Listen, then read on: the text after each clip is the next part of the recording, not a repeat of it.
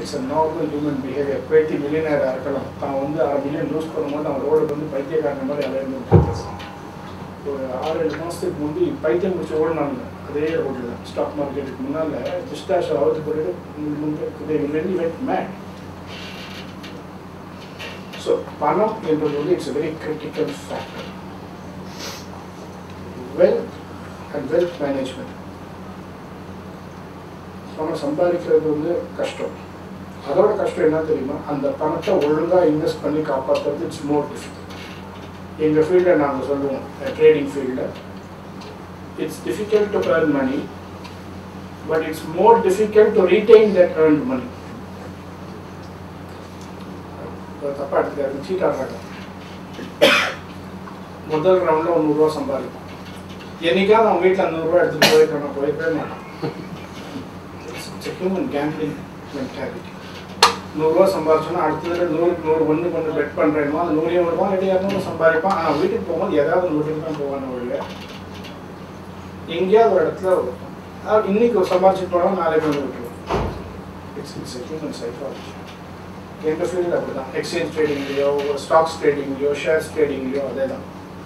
சம்பாதிச்சோம் சும்மா இருக்கணும், இன்னும் கொஞ்சம்னு சொல்லி இன்னைக்கு தான் 100 ரூபா சம்பாதிச்சிட்டு வீட்டுக்கு போக மாட்டோம். அந்த 100 ரூபா திருப்பி பெட் பண்ணி அதை தோக்காத வரைக்கும் போக மாட்டோம். This is a human psychology. So you have to control your ambitions and greed. Okay, எந்த வியாபாரம் பண்ணுறோமோ எந்த தொழில் பண்ணுறோமோ நமக்கு வந்து ஒரு டார்கெட் இருக்கணும், both for the profit and losses.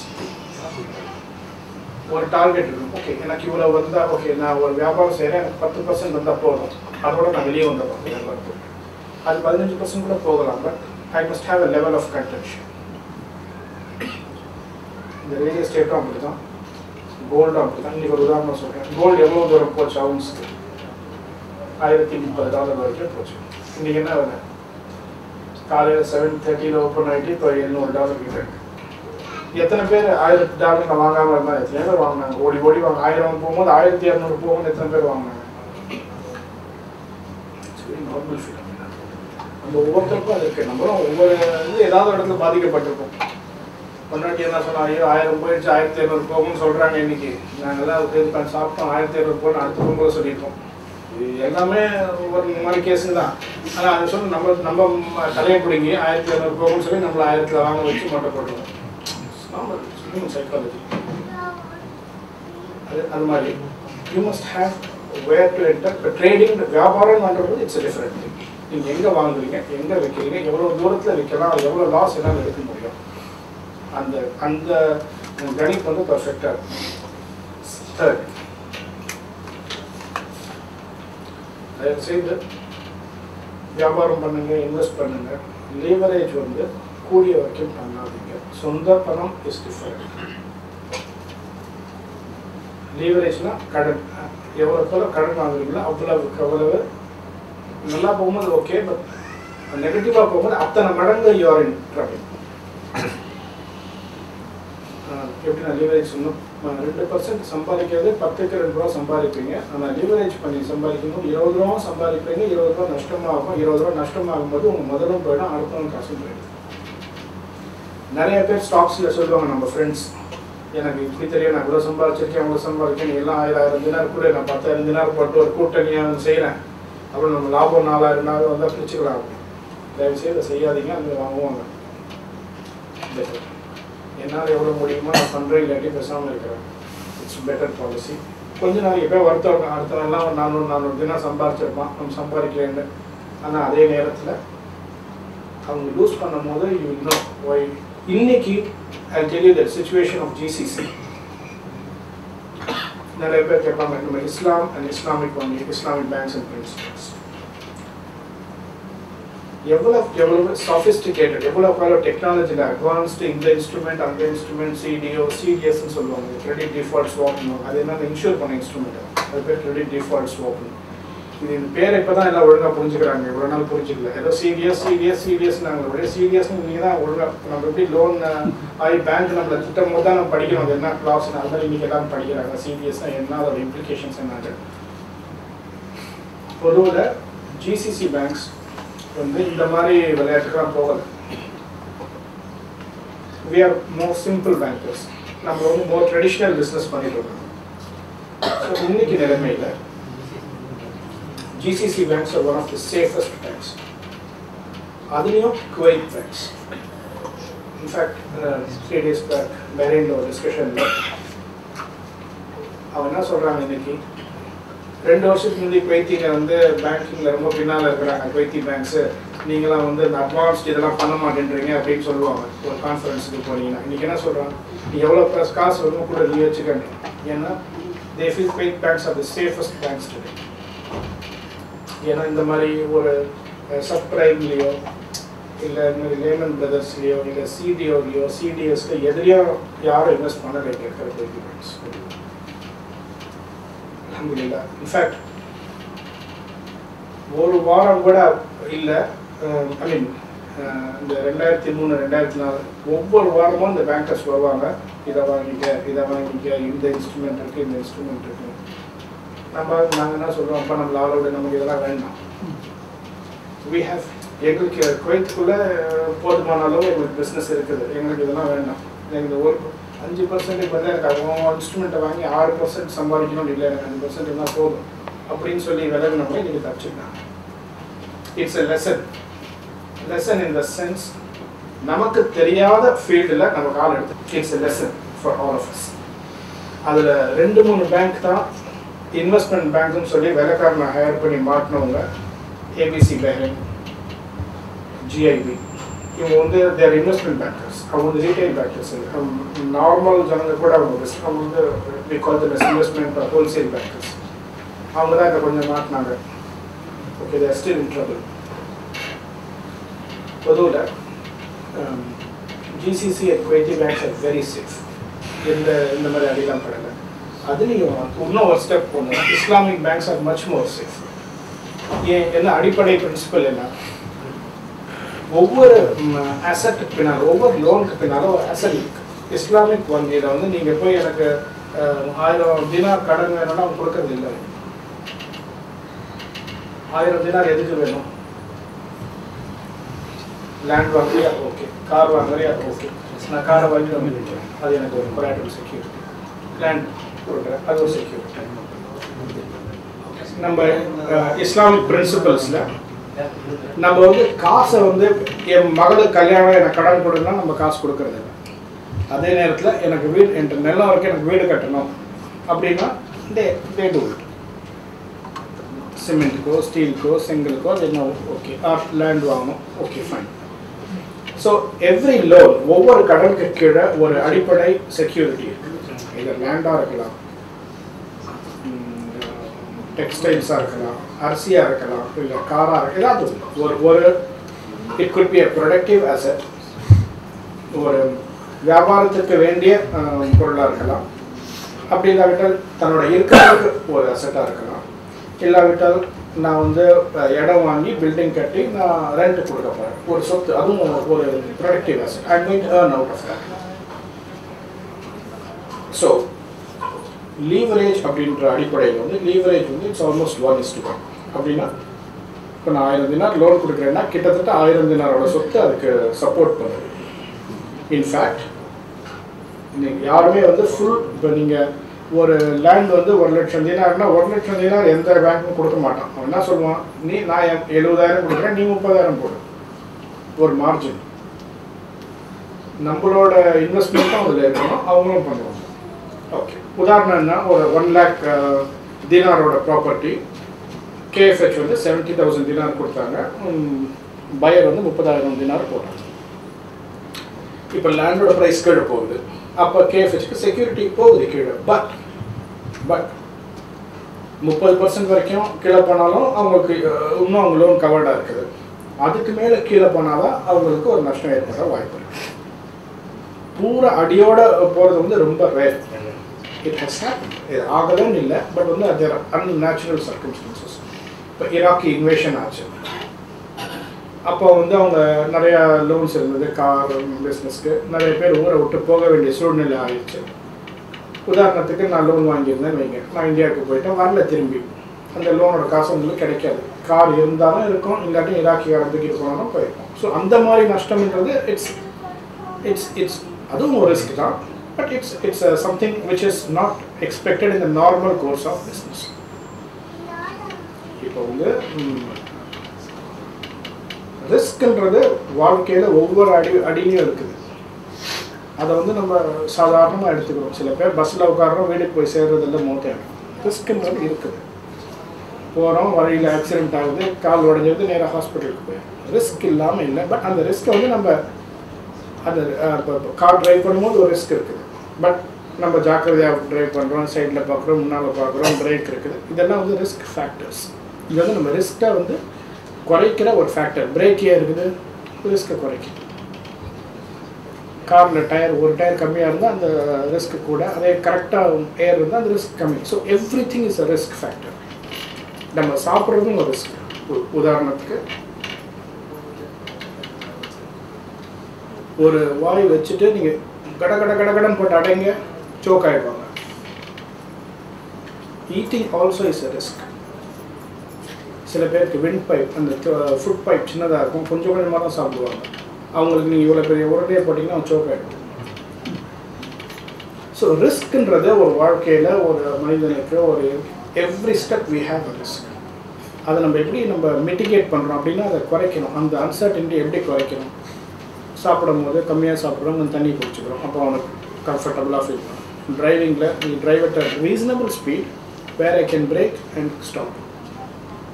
இந்த குவைத்தி ட்ரைவ் பண்ணுற மாதிரி இப்படி ட்ரைவ் பண்ணுறது வந்து it's a high risk factor. Bumper to bumper. நீங்களும் நானும் கொஞ்சம் பயந்தவங்க நம்ம இந்த மாதிரி பண்ண மாட்டோம்.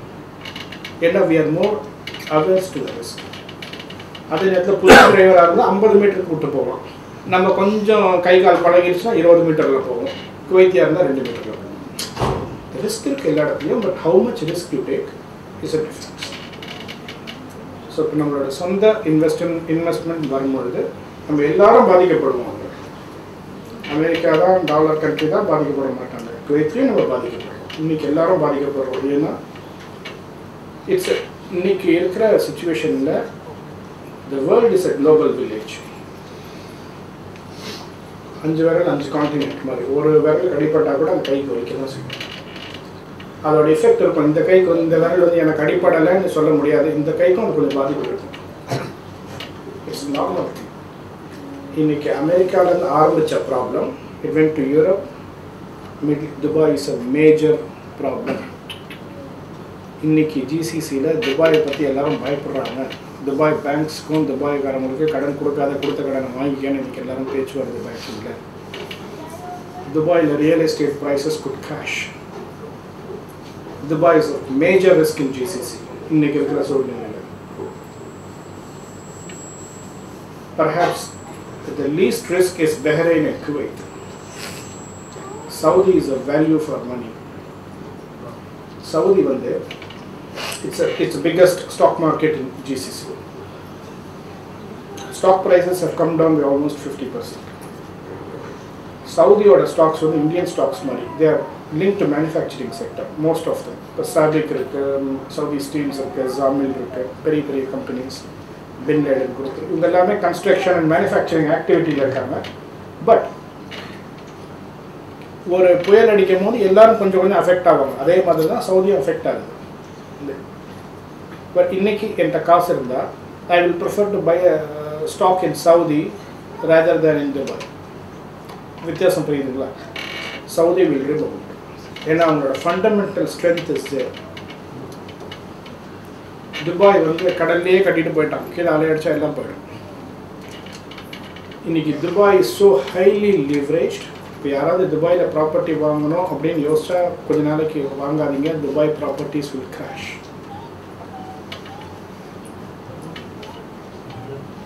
துபாயில் already the occupancy rate is down by 40%. Empty flats are there. எல்லாரும் விலை ஜாஸ்தி போகும்னு வாங்கி வச்சுட்டு உட்காந்துருக்காங்க. வெள்ளைக்காரன்லேருந்து அமெரிக்காவிலேருந்து எல்லாரும் வாங்கி வச்சுட்டு உட்காந்துருக்காங்க. அவங்க வந்து அங்கே இருக்க போகிறதில்ல. இப்போ நம்ம வந்து துபாயில் ஒரு ஃப்ளாட் வாங்கியிருந்தாங்க, நம்ம இருக்க போகிறதில்ல. பட் எந்த லெவலில் வாங்கினாங்க, எந்த லெவலில் அடிப்படுறது நம்ம. பட் ஜென்ரலாக the market is expected to crash. குவைத்தை பார்த்தீங்கன்னா ரியல் எஸ்டேட் வந்து ஓரளவுக்கு ஸ்டெபிலைஸ் ஆகிடுச்சு. ஏன்னா ஒரு வருஷத்துக்கு முந்தையே குவைத் கவர்மெண்ட் வந்து ஒரு சில மெஷர்ஸ் எடுத்தாங்க. இன்வெஸ்ட்மெண்ட் கம்பெனிஸ் வந்து ரெசிடென்ஷியல் இடத்துல நிலம் வாங்கக்கூடாது, இந்த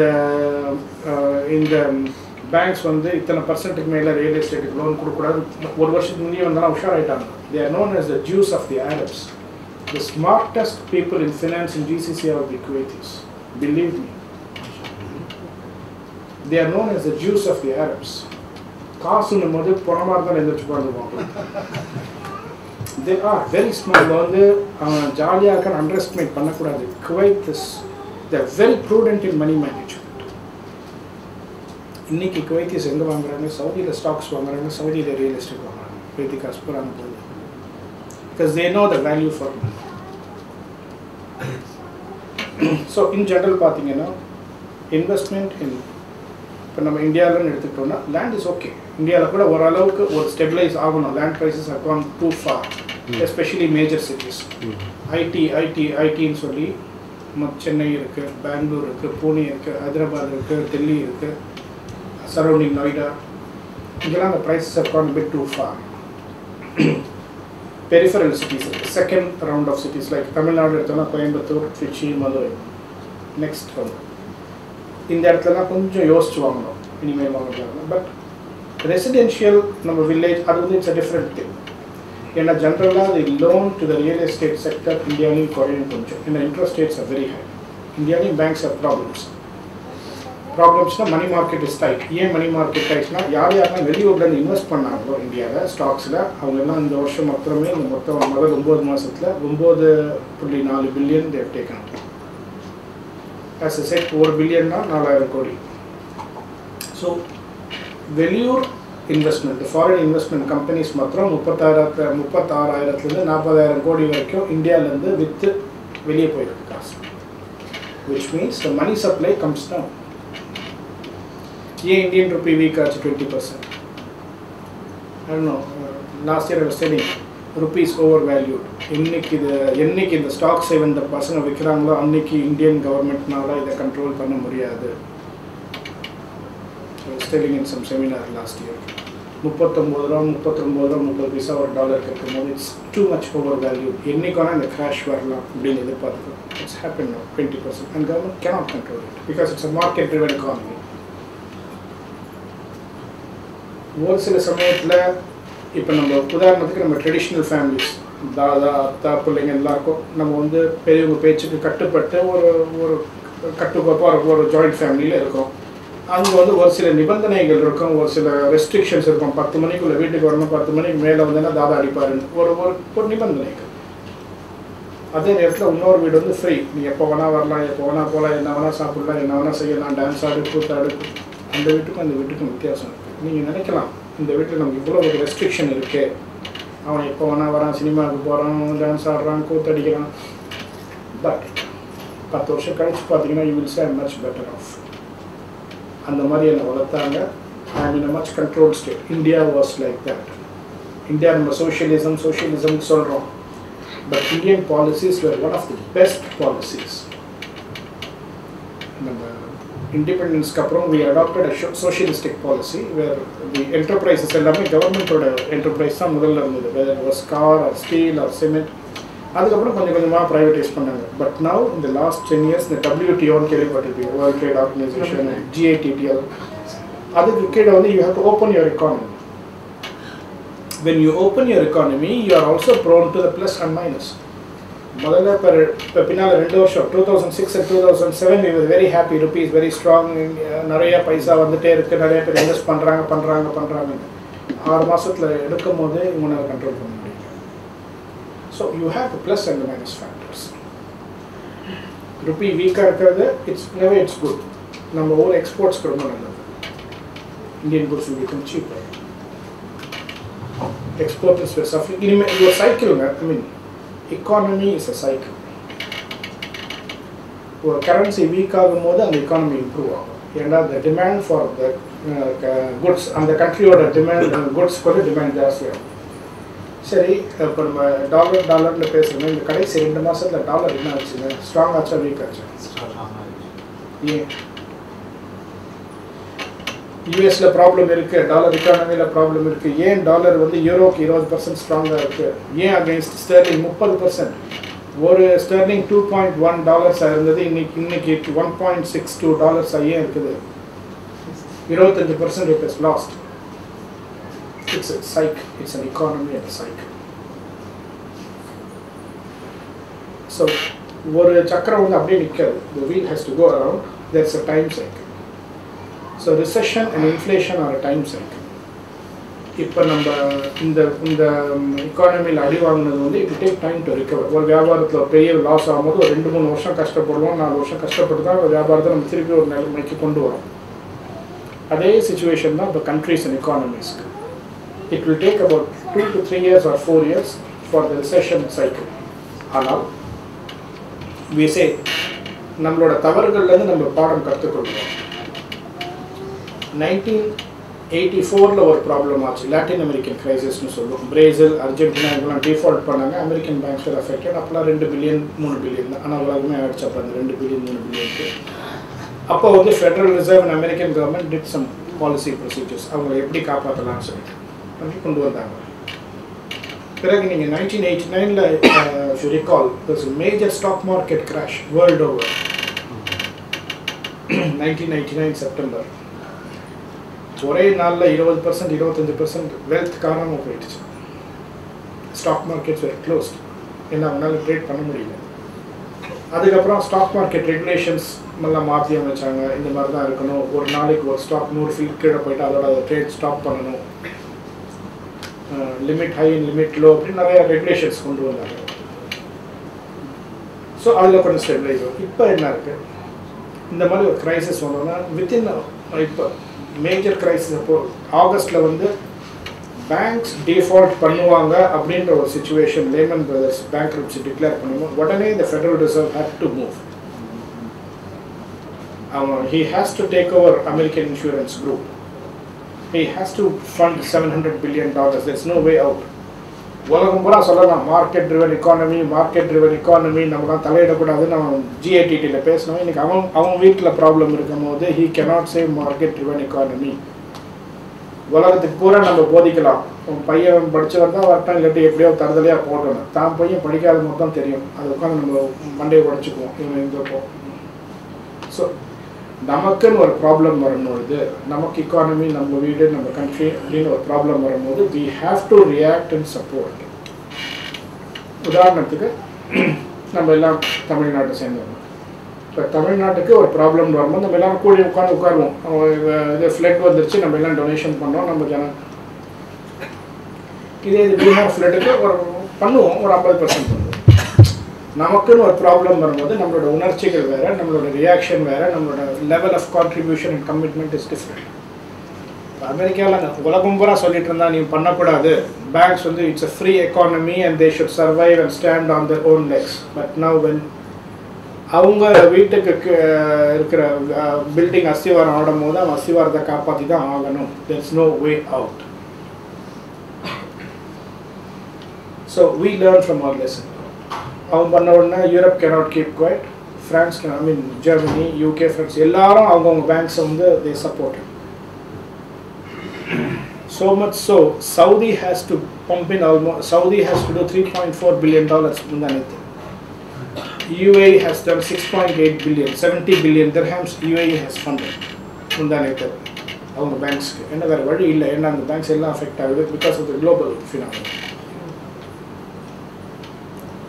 ஒரு கிரெடிட் கிரன்ச் ஆர் பணத்தோட பற்றாக்குறைன்னு வரும்பொழுது எல்லாரும் தான் அது பாதிக்கப்படுவோம். நம்ம இண்டிவிஜுவல்ஸாக நம்ம ஃபீல் பண்ணுறதில்ல, பட் மேக்ரோ ஹோல்சேல்னு வரும்போது you will feel that. So inflation இன்னும் 2-3 வருஷத்துக்கு பார்த்தீங்கன்னா ஓரளவுக்கு இன்ஃப்ளேஷன் இருக்கும். Real estate prices may not, இப்போ இந்தியாவை பொறுத்த வரைக்கும் real estate prices may not go up. ஓரளவுக்கு ஸ்டெபிளைஸ் ஆகி கொஞ்சம் டல்லாக தான் இருக்கும். ஒரு நாளைக்கு 40 ரெஜிஸ்ட்ரேஷன் ஆகிட்டு வச்சுன்னா ஒரு ரெஜிஸ்டர் ஆஃபீஸில் ஆல்ரெடி நீங்கள் லாஸ்ட் 6 months பார்த்தீங்கன்னா 15-20 ஆகுது, ஒரு 8-10க்கு வரும். ஏன்னா அது மணி சப்ளை அந்த அளவுக்கு குறையுது, லோன்ஸ் குறையுது, லீவரேஜ் குறையுது. So this are normal. So நம்ம everybody has to be prepared. So always keep some liquid assets. Indian banks are very safe, problem கிடையாது. ஏன்னா எல்லாம் கவர்மெண்ட் இது, எல்லாத்தையும் பிரிண்ட் பண்ணி கொடுப்பான்னு நோட்டை. So Indian banks are very safe like Kuwaiti banks. Especially Indian government banks are very safe. நம்ம ஒன்றும் அதில் பயப்பட வேண்டியது தேவை. ஆல்வேஸ் என்னை பொறுத்த வரைக்கும் எல்லா இன்கமையும் கமிட் பண்ணாதீங்க. இன் ஜென்ரல் பொதுவிலேயே ஒரு ஜென்ரல் பிரின்சிபிள் லிக்விடிட்டின்னு சொல்லு. எங்கே பார்த்தாலும் படிப்பீங்க லிக்விடிட்டி கிரன்ச் அப்படின்னா என்ன அர்த்தம்?